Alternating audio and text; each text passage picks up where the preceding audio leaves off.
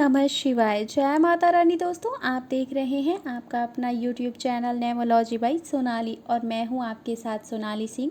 दोस्तों, आज मैं इस वीडियो में साल 2022 में आने वाली हरितालिका तीज, जिसे कजरी तीज के नाम से भी जाना जाता है, उसके बारे में संपूर्णता से सभी जानकारियां शेयर करने जा रही हूं। इस साल हरितालिका तीज का व्रत हम किस दिन मनाएंगे, तृतीया तिथि कब प्रारंभ होगी, कब समाप्त होगी, हरितालिका तीज के व्रत में पूजा हमें कब और किस शुभ मुहूर्त में करनी है, हरितालिका तीज व्रत की पूजा विधि क्या है, पूजा का शुभ समय क्या है, पारण हमें कब और किस प्रकार से करना है, पूजा में हमें क्या खाना चाहिए, क्या नहीं खाना चाहिए, क्या पीरियड्स में हम पूजा कर सकते हैं, अगर कर सकते हैं तो कितने दिन बाद, सभी नियमों के बारे में इस वीडियो में आपको जानकारी मिल जाएगी। वीडियो अंत तक ज़रूर देखें। दोस्तों, भादो मास, जिसे हम भाद्रपद मास के नाम से भी जानते हैं, शुक्ल पक्ष की तृतीया तिथि को हरितालिका तीज मनाई जाती है और इस बार हरितालिका तीज मनाई जाएगी मंगलवार यानी कि 30 अगस्त को। यह व्रत कौन करते हैं? यह व्रत आमतौर पर सुहागन विवाहित महिलाएं करती हैं अपने पति की लंबी उम्र की कामना के साथ। जिन लड़कियों का विवाह हो जाता है प्रथम वर्ष से ही वो चाहे तो हरितालिका तीज का व्रत प्रारंभ कर सकती हैं। हालांकि हरितालिका तीज का व्रत कुंवारी कन्याएं भी मनचाहे वर की प्राप्ति के लिए रख सकती हैं, क्योंकि मान्यता है कि इसी दिन माता पार्वती निर्जल निराहार रहकर उन्होंने व्रत रखा था भगवान शिव को प्राप्त करने के लिए, और इसी व्रत के प्रभाव से पुनः माता पार्वती ने भगवान शिव को प्राप्त किया था। दोस्तों, इस साल हरितालिका तीज व्रत के दिन को लेकर थोड़ा सा असमंजस है, क्योंकि जो भादो मास की तृतीया तिथि है वो एक बार फिर से 2 दिवसों में बीत रही है। तो ऐसे में असमंजस की जो स्थिति है उसे मैं यहाँ पर समाप्त करने की कोशिश करती हूँ। सबसे पहले तो मैं आपको बता दूँ कि तृतीया की तिथि कब प्रारंभ होगी और कब समाप्त होगी। तो देखिए, तृतीया की जो तिथि है वो प्रारंभ 29 अगस्त को ही हो जाएगी दोपहर में 3:20 पर, और समाप्त होगी 30 अगस्त को दोपहर में 3:33 पर। लेकिन अब उदया तिथि को मान्य मानकर और हरितालिका तीज में जो पूजा का शुभ मुहूर्त होता है वो आमतौर पर लोग सुबह में इस पूजन को करते हैं। इसीलिए जो पूजा का शुभ समय है वो मिल रहा है सुबह के समय, और उदया तिथि मान्य होती है हमारे व्रत त्योहारों में ज़्यादातर। तो ऐसे में 30 अगस्त को मंगलवार के दिन ही महिलाएं हरितालिका तीज का व्रत धारण करेंगी। अब दोस्तों, पूजा का जो शुभ समय है वो आप लोग नोट कर लें। हरितालिका तीज के व्रत पूजन का जो शुभ समय है वो जो सुबह का समय है मैं आपको बता दूं। हालांकि प्रदोष काल में भगवान शिव और माता पार्वती की पूजा का हम सभी जानते हैं बहुत विशेष महत्व होता है। तो प्रदोष काल की पूजा का जो शुभ समय है वो भी मैं आपको बताऊँगी। देखिए, इस दिन पूजा की जो विधि है विस्तृत से मैं बताऊँगी किस प्रकार आपको करनी है। पहले शुभ मुहूर्त नोट कर लें। जो प्रातः काल पूजा का शुभ मुहूर्त है वो है सुबह से ही 5:58 से 8:31 तक। कुल 2.5 घंटे का समय है। इसी बीच में आपको पूजन संपन्न कर लेना है। 30 अगस्त को अगर आप प्रदोष काल में पूजा करना चाहते हैं तो वो समय भी आप नोट करें। प्रदोष काल में अगर आप पूजा करना चाहते हैं तो शाम के 6:33 से लेकर रात के 8:51 तक पूजा का शुभ मुहूर्त रहेगा।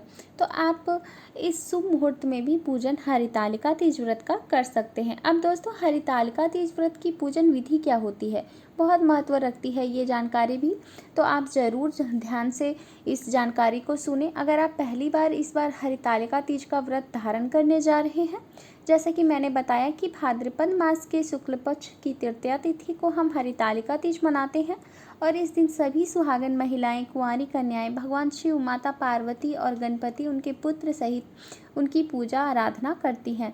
अब इसके लिए देखिए, सबसे प्रथम विधि होती है वो होती है आपको मिट्टी या रेत के शिव, पार्वती, कार्तिकेय, गणेश और माता पार्वती की सहेलियों को बनाना होता है। मिट्टी की मूर्तियाँ कुछ तैयार करना होता है।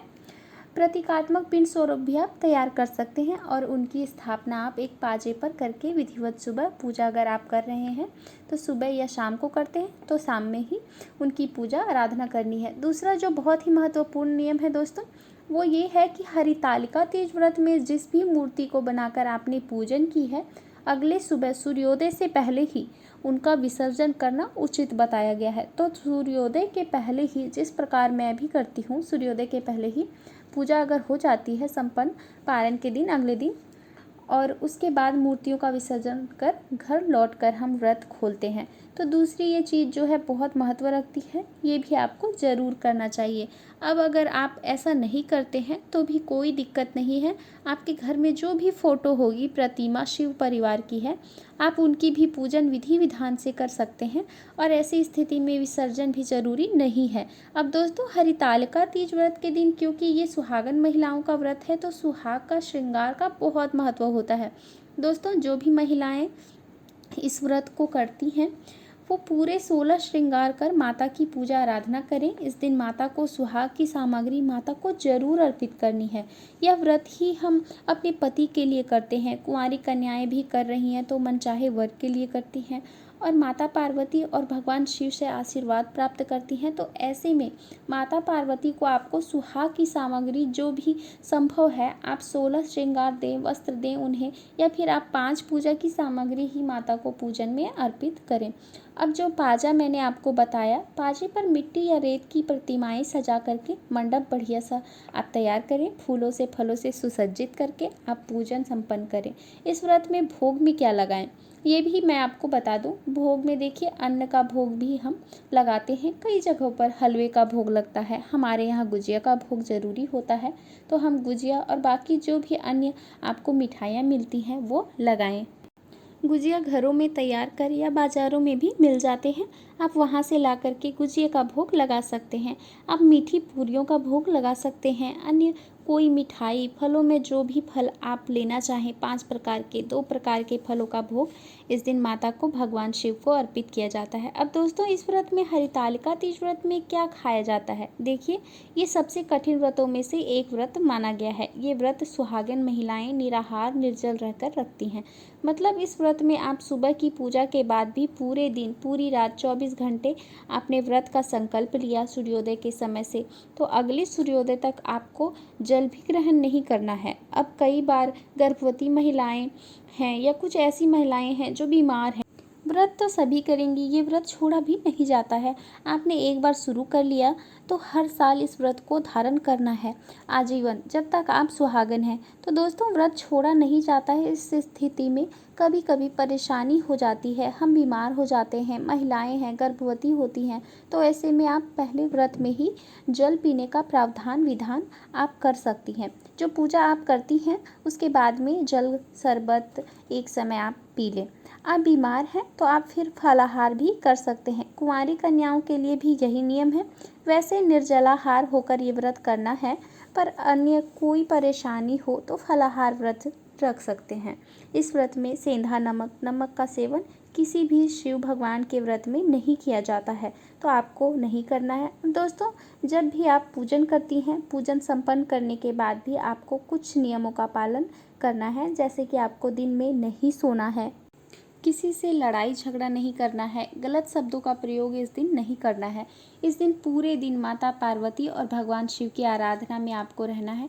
हरितालिका तीज व्रत की कथा आपको ज़रूर पढ़नी है, या कोई सुना रहे हैं, आपको सामूहिक पूजन अगर आप कर रहे हैं तो वहाँ आप बैठकर सुने।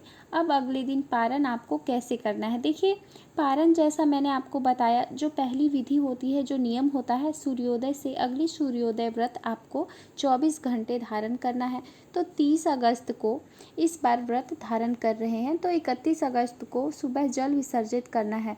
आपको सभी सामग्री पूजा की जो आप पूजन कर लेंगे विधि विधान से, उसके बाद में आपको माता से सुहाग लेना है। देखिए, तीज के व्रत में हम अपना शादी का जो सिंदूरा होता है, जिसमें सिंदूर हमारे ससुराल से आता है, वही सिंदूर हमारे पति हमारे मांग में भरते हैं।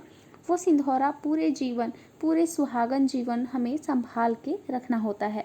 हरितालिका तीज या अन्य जो भी तीज व्रत करते हैं, उन सभी व्रतों में हम अपना सिंदूरा माता के सामने खोलकर पूजा के समय ही रख देते हैं।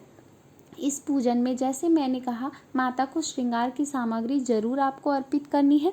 तो माता की जो सिंदूर की डिब्बी है, उस डिब्बी को आप खोल कर रख दें, उससे माता को सिंदूर लगाएंगे और उसी डिब्बी से लेकर 5 चुटकी सिंदूर अपने शादी के सिंदूर में हरितालिका तीज व्रत के दिन जरूर रखें। ये माता से सुहाग लेना होता है। तो आपको ये सुबह जब पारण करेंगे तब आपको ये काम कर लेना है। आप उसके बाद में उसी सिंदूरे से सिंदूर लगा लेंगे और माता का जो सिंदूर का जो आपने डिब्बी रखी है, तो माता के ही सभी विसर्जन की सामग्री है, उसके साथ में लाल कपड़े में जो पार्टी पे आपने बिछाया है, जो भी मूर्ति आपने बनाई है, सबको इकट्ठे फूलों सहित उसी प्रकार से आप बांध देंगे और उसे जाकर अपने ही हाथों से जल विसर्जित करना होता है।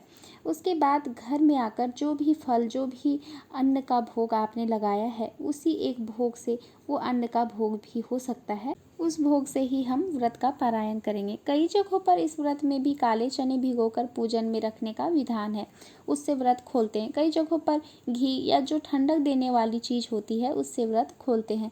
तो ये अपने कुल क्षेत्र के निवास पर भी थोड़ा थोड़ा बदल जाता है, लेकिन पूजा के प्रसाद से ही अगले दिन हमें विसर्जन के बाद व्रत को खोलना होता है। दोस्तों, अब हम बात करेंगे कि क्या पीरियड्स में हम पूजा कर सकते हैं? अगर कर सकते हैं तो कितने दिन बाद? दोस्तों, पीरियड्स में वैसे तो पूजा नहीं की जाती है, पर अगर आपका 5वां दिन है तो आप पूजा कर सकते हैं। दोस्तों, अगर पहला या दूसरा दिन है, तो अगर आपने पूजा का सामग्री सब खरीद लिया है, सब रख लिया है, तो आप घर के किसी सदस्य को पूजा करने के लिए वो सामग्री दे दें। अगर घर में कोई नहीं है तो आस पड़ोस के लोगों को भी आप दे सकते हैं और आप दूर बैठकर मानसिक रूप से पूजा आराधना करें, भगवान का ध्यान करें।